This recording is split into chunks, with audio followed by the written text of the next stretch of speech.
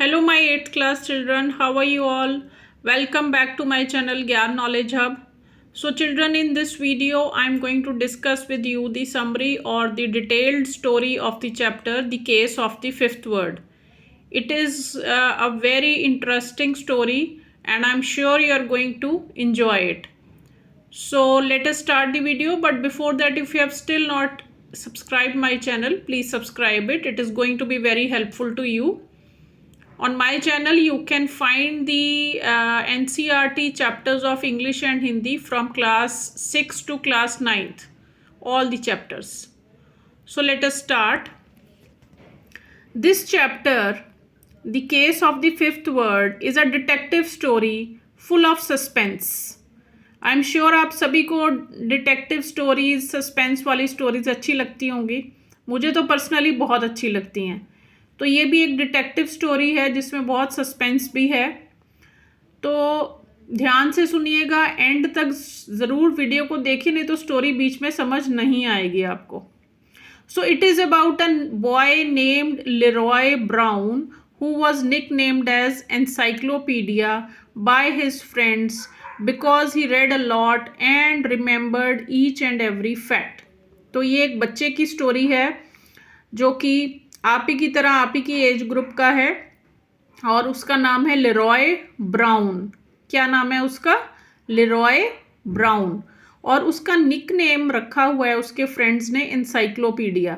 Encyclopedia आपको पता है ना, एक ऐसी बुक होती है जिसमें आप कहीं की भी कोई भी इंफॉर्मेशन आपको चाहिए वो आपको वहाँ पे एनसाइक्लोपीडिया में मिल जाती है.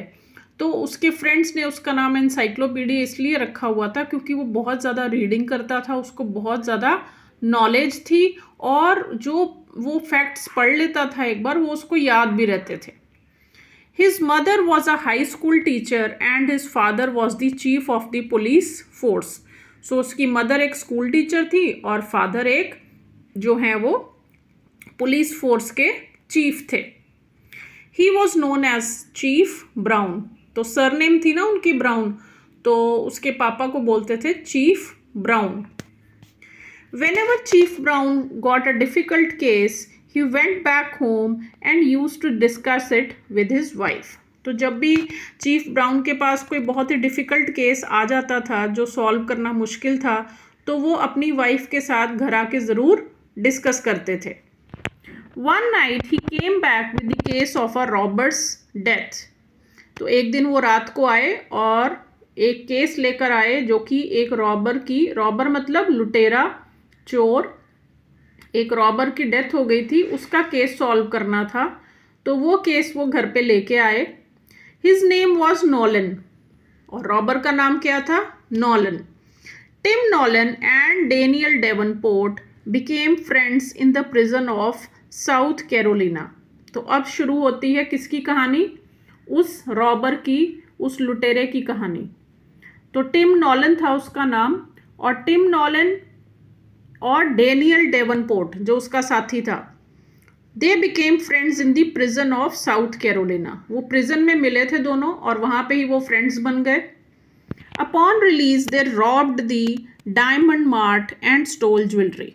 तो दोनों ही जब जेल से छूटे तो उन्होंने मिल के एक रॉबरी की. कहाँ पे? डायमंड मार्ट में. और वहाँ से उन्होंने मिलियंस की ज्वेलरी चोरी कर ली. During the robbery, Nolan's mask slipped slightly and the clerk recognized his face. तो जब लूट चल रही थी, रॉबरी चल रही थी, तो उस दौरान आपको पता है ना, जो रॉबर्स होते हैं वो मुंह पे मास्क लगा के आते हैं ताकि उनका फेस ना कोई देख पाए. लेकिन जो नॉलन है ना, उसका जो मास्क है वो थोड़ा सा स्लिप हो गया था, जिस वजह से जो क्लर्क था उसने उसका फेस देख लिया था. However, due to lack of evidence, he was not arrested.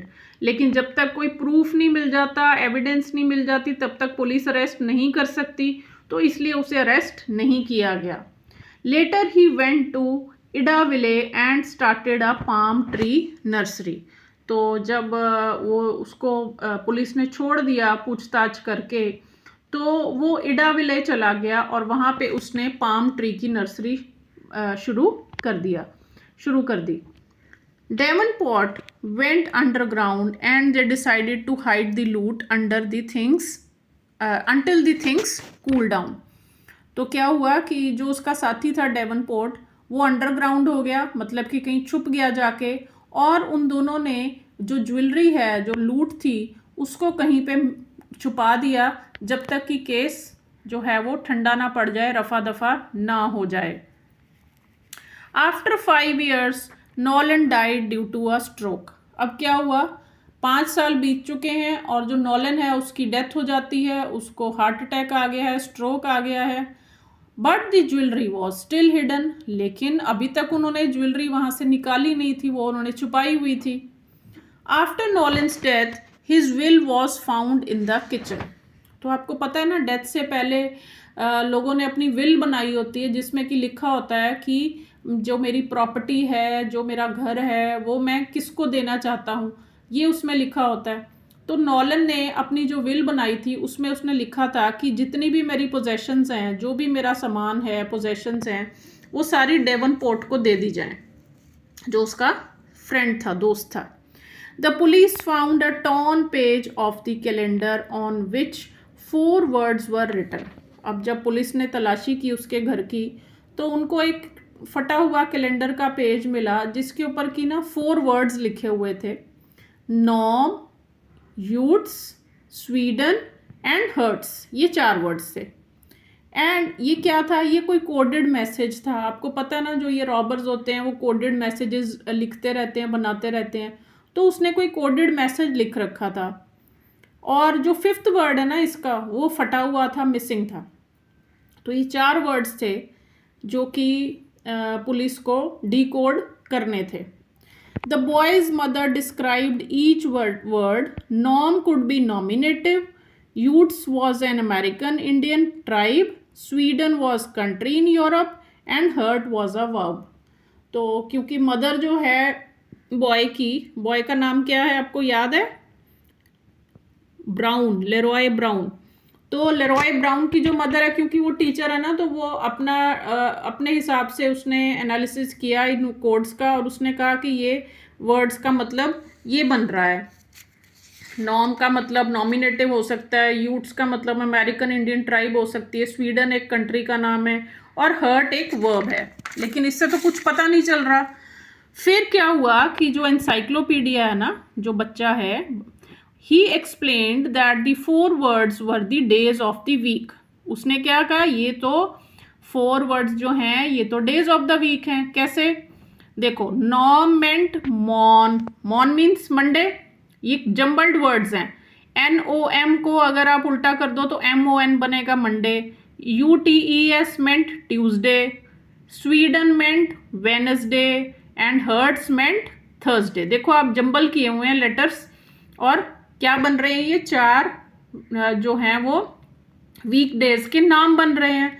He also explain that the 5th word must be Friday. उसने कहा मंडे, ट्यूसडे, वेनसडे, थर्सडे तक तो लिखा हुआ है, तो 5th word क्या होना चाहिए? फ्राइडे होना चाहिए. तो इट विल बिकम FIR, और फ्राइडे को FRI को अगर जंबल करो तो FIR बन सकता है. ठीक है. और FIR मीन्स फर ट्रीज होते हैं US में.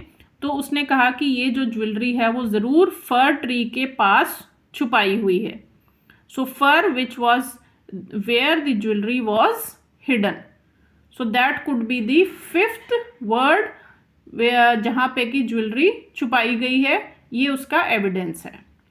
So that is all children for the story or the summary of this chapter. I hope you understood all the paragraphs.